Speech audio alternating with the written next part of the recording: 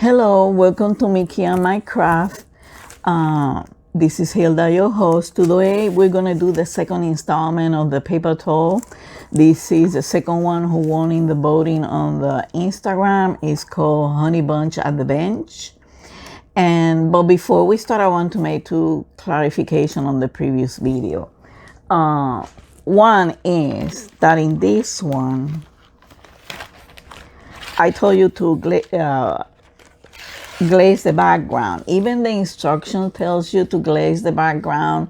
You have the option not to do it because sometimes the items will not pop out. In this case, I didn't glaze the background, and you can see all the items in it there, 3D.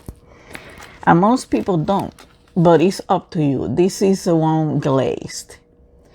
I didn't like it that much because it takes from the picture. So, and also on this one, I told you there was an extra print and there were not extra prints in there. When it's an extra print, we have to use all the prints. So sorry about that.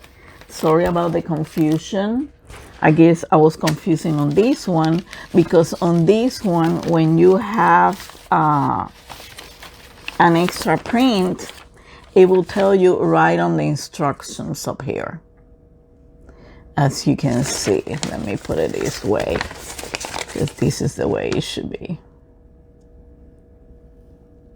Okay, so this one brought an extra print for you either to have it as a backup just in case one of your cuts gets, wrongly done. Excuse me. Or like I noticed on this one. If you notice it, these poppy flowers are supposed to be underneath the bench, right? So if you cut only, this is the print that is going to be going on the board. I'm going to talk to you about that in a moment. If you cut this, right, you have the poppies in there, and then you cut the poppies over here again. The poppies are going to kind of show more forward to the bench. So I decided, in following the other, the one that we previously did, tradition, I'm going to cut that extra pin, leaving out this part, all this part. I'm going to cut all this off. I'm going to cut this off, and this off. I'm going to leave the rest, including the bird. Okay? So the print will be more kind of the bench, I should say. It will look like it's in top of the poppy flowers. Okay? But talking about putting the print, the first print on the board, I'm gonna follow. I'm gonna give you the instructions again, but this one we're gonna go a little faster. And after this print, the next two, I'm gonna assume that you already know the process. So I'm gonna show you one more time how to cut it, and then I'm gonna show you how to treat the prints. I already treat my other prints, so I'm gonna use. I left one to show you, how to treat the prints, okay? So let's get started. Let me put the instruction nearby. And you can use either side of the board for the prints. And remember, the most important thing is that you protect your table, okay? Because you're going to be using a spray. The spray glue is to use to put the print, mount the print on the board. Because if you use the liquid one, you're risking on leaving bubbles over there, okay? So when you do this, you're going to spread it generously, okay? That's the first step when you start this kit.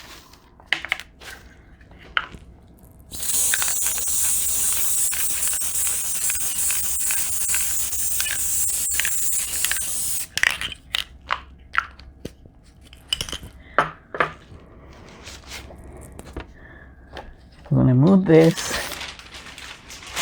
to the side, and I'm gonna put this. When you put the print on the board, you can eyeball it or you can measure it wherever you want, but it doesn't matter if it's off a little bit, because then you you're probably gonna frame it, want it to frame it. Then I use my rolling pin from the diamond paint and roll it up.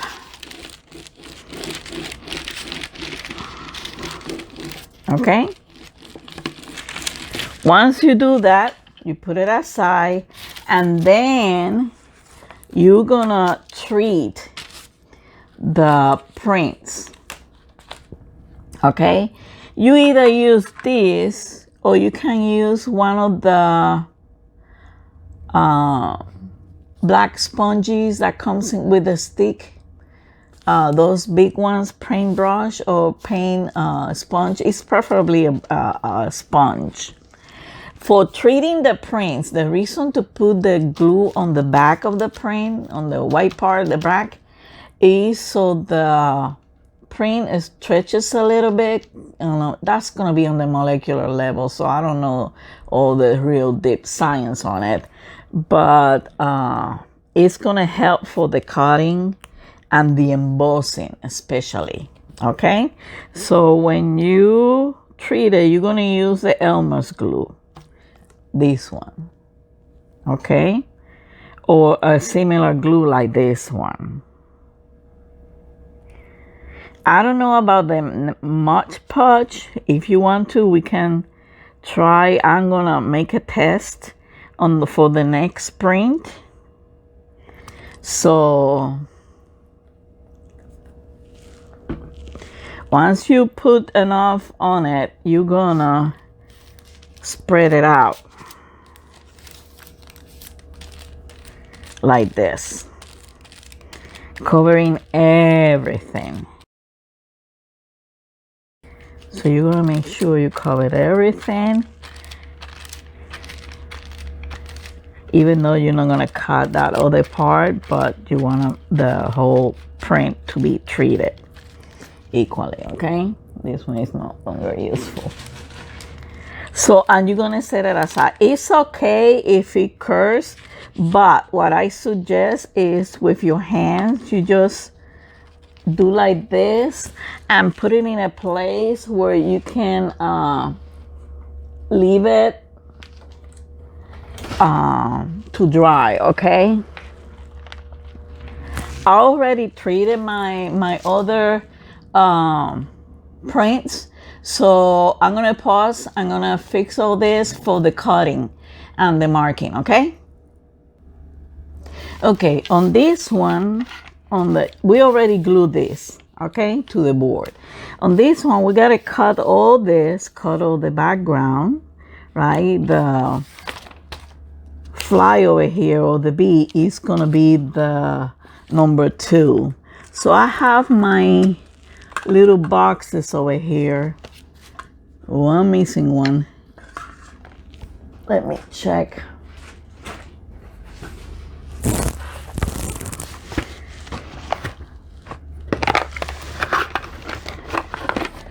Let me check for just a moment. Oh, here it is. Okay, now I got it. So I got my boxes. I create an organization for small pieces, 1 through 9, 10 to 19, 20 to 29, so forth.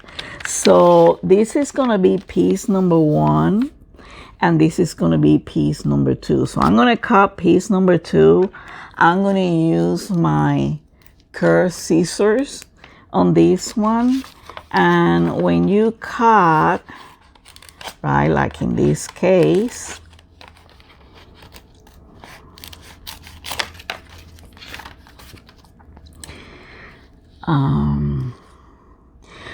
for small pieces like that, I suggest that you leave a little edge, because you can always paint that edge. It doesn't have to be that big.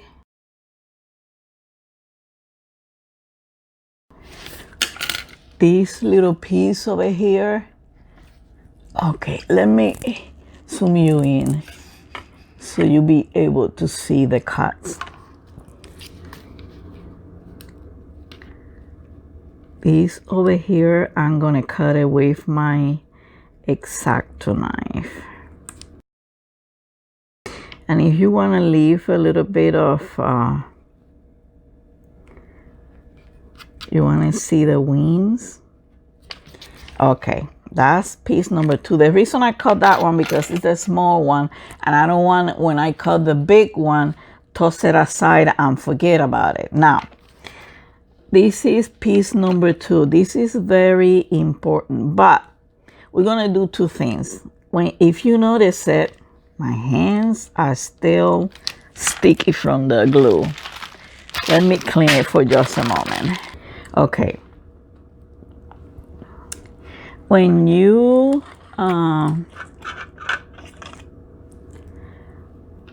are dealing with small pieces like this, when you cut it, like I said, you can leave an extra margin in there, an extra side, because if you notice it, you have like a white edge on it, okay? I don't know if you'll be able to see it. You have like a white edge on it. You don't want that. You want to be looking professional one. Yeah, the beep is annoying. I'm gonna cut it as soon as I do this.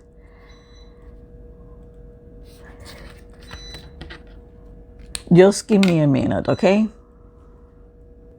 Thank you for your patience. I just cut the beep off. That's the alarm. But actually it goes off. It's one of those old alarms. So I was using this brown because really we don't need. You just do the edges and that's it. Once you do that, you're gonna mark. Make sure you put the correct number. This is not number 1, this is number 2. Okay?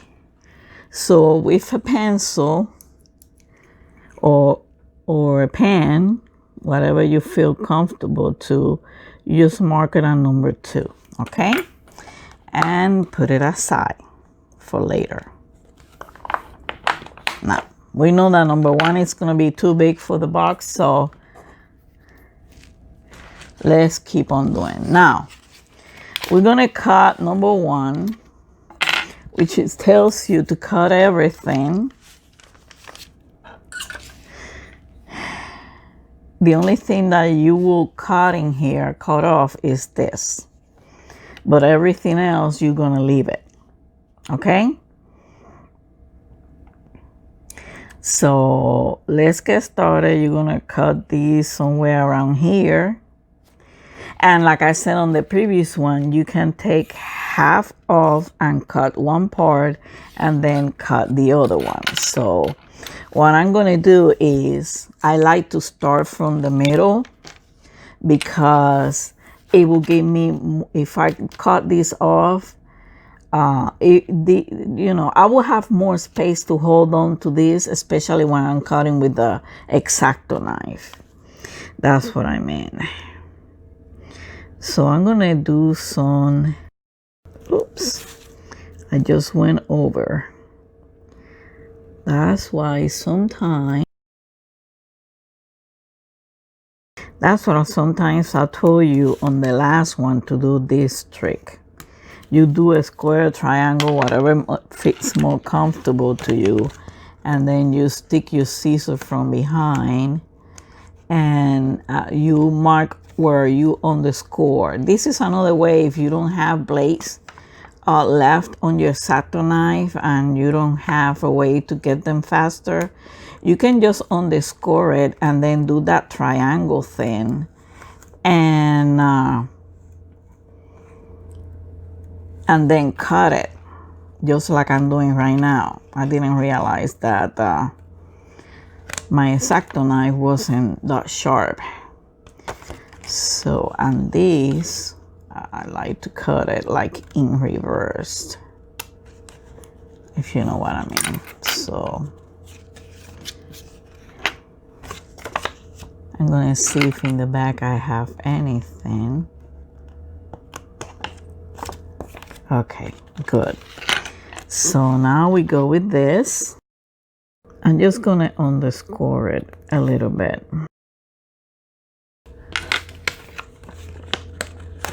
Oh, this one came off. Good. So now to do over here, yeah, we're going to preserve all this. I'm doing this slowly. You just move the print around, whatever is more comfortable. But when you cut you with your X-Acto knife, you go from top toward you. Sometimes you might want to have to use zigzag movements.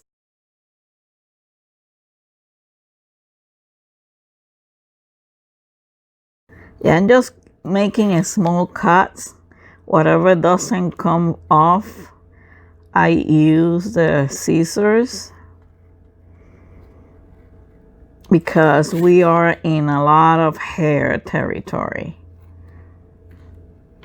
A lot of thin parts.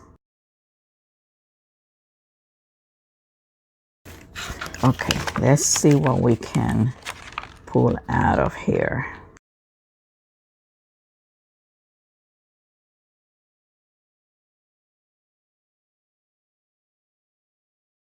Okay, so we can use the curved scissors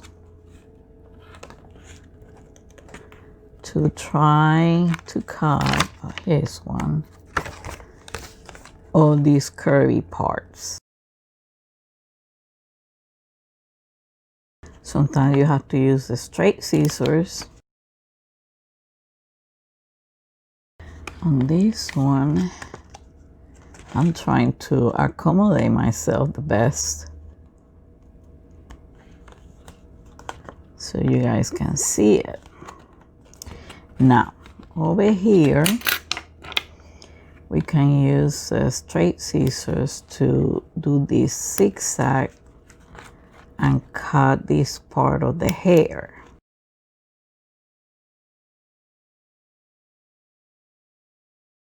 Yeah, this is what I like about doing the treatment because it makes the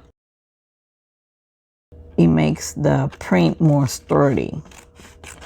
Let me cut all this off. Okay, I'm gonna cut all this off.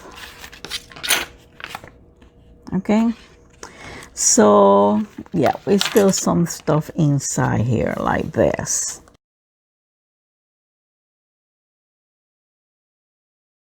Remember, all these white parts that you see are going to be covered with your marker, okay? So let me keep on doing over here. Let me continue on the top. But over here, when this hair like this, I'd rather do it on a zigzag. Remember, there is no mistake that can be fixed. This is a very forgiving craft. As part of the few reminders I wanted to give you.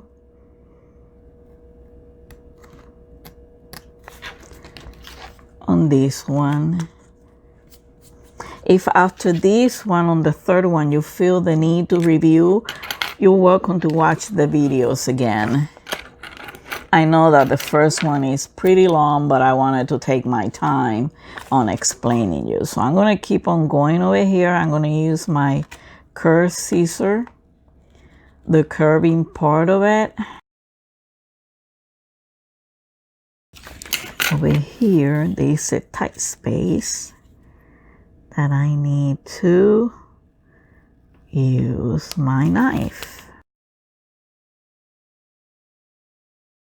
You see these guys, or you need me to zoom you more in? Yeah, because I want you to see how I do the cuts. I want you to see the detail of it. It's not like my cuts are perfect. Now we gotta leave this little birdie in here.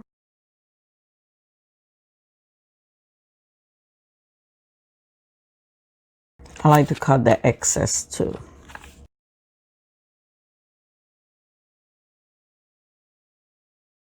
But this part, whatever it is, hair or feather, I like to do it on zigzag.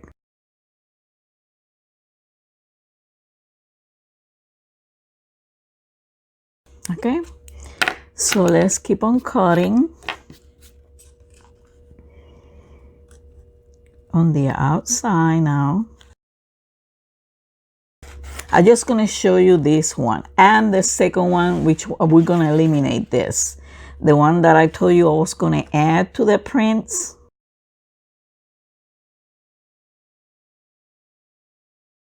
Remember, feel free to ask any question or make comments at the bottom. I appreciate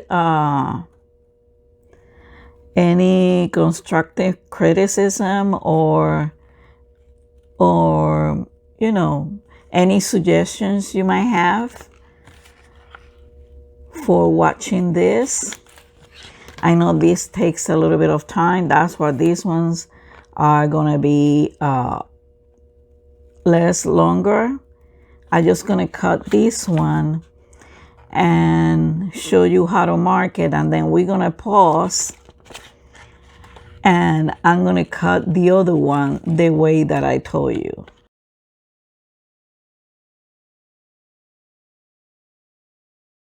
Okay, over here we have an inside that we need to cut.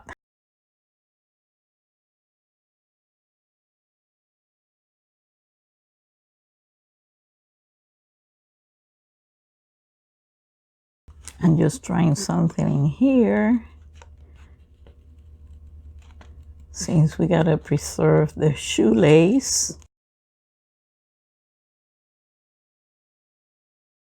Now I'm not gonna cut inside the shoelace. That would be too much unreasonable work.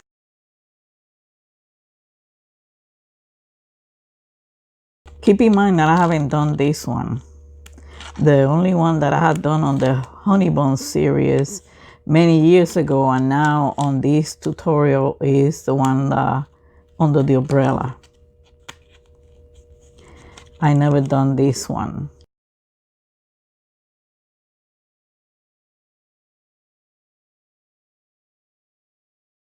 This one I'm gonna leave a good margin because it's too thin to be cut.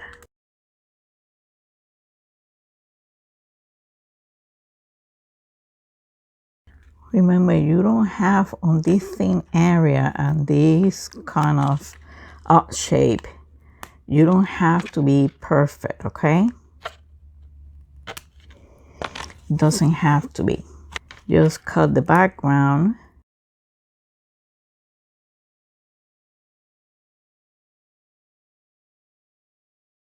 This, I'm not gonna cut it. I'm gonna leave it in there, that background.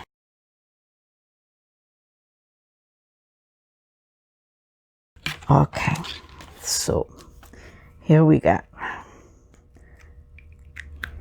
Now we're gonna keep on cutting over here, like the picture. And we're gonna use the same method with the scissors of zigzagging for the, hope you're seeing this. We're gonna use the same method.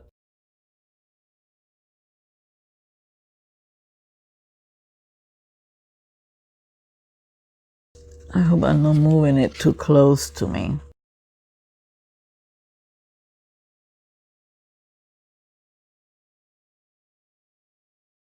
The bowl goes so.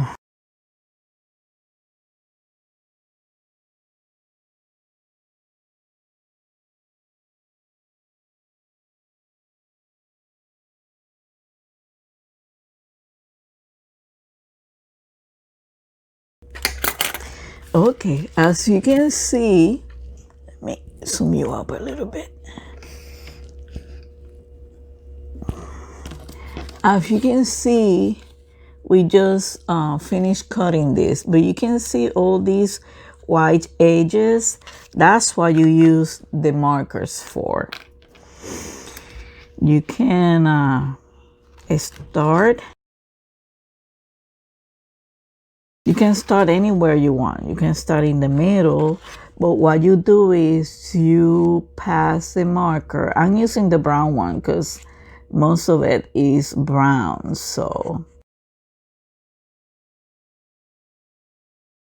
over here I didn't like this much that I left on the hair, so I'm fixing it. So you're just gonna pass it through, right? All over without leaving anything. You see the difference here? You see this white edge? Here it is. You see this white edge? Here it is gone. So I'm gonna finish this. I'm gonna pause the video and finish it. And then remember, I'm gonna cut the next one. I'm gonna cut, let me use my pointer. For the next one, I'm gonna cut all this out. This is gonna be out. And this is gonna be out, this is gonna be out, this is gonna be out. Not the bird is gonna stay. So I'm gonna do that. And this one, since this one is number 1, I'm gonna mark this one 1A, okay? So I'll be back when I finish marking this one, and when I finish cutting, I'm marking this one, okay? See you later. Hey, I'm back again. Remember we cut the first one, number 1, right? And we mark it around. With the marker, we cover the edges, right? This is the first one. Is supposed to go in here after we embossing, which is going to be on the second part. But on the extra print, remember I told you I was going to cut off following the previous one. So here it is. After I cut it off the bottom, I cut it off the poppies and everything, and I cut it off a little bit over here, but not the bird. The bird I made it stay over here, okay? And I mark it 1A. Why? Because this print is going to go after this one. And remember, number 2 is the bee that we have over there. And number 3 is going to be the guy, the little guy. So this one has to be between 1 and 3. Well, between 1 and 2, of course. And so I mark it as 1A. So after we glue this one with the silicone, we're gonna put this one. But first we're gonna emboss, in which we're gonna be doing in the second chapter. I'm gonna finish cutting the pieces. And on the next time, we're gonna be embossing and gluing. And remember, this time I'm explaining, I'm going a little faster. Sorry about that. But if you have any questions, feel free. I don't need anybody. And I don't think, I'm not the type of person that thinks that questions can be stupid or not. No question is a stupid nothing. I don't mind to repeat myself. And also you can watch the previous video. So I'm going to be cutting what is reminded of the prints. And on the next video, we're going to start embossing and gluing. Remember, I told you that it's best to emboss the first piece, glue it to the board, and then work on the second one embossing, because that will give time to the silicone to dry out, okay? So thank you for watching. Have a wonderful day and see you in the next video.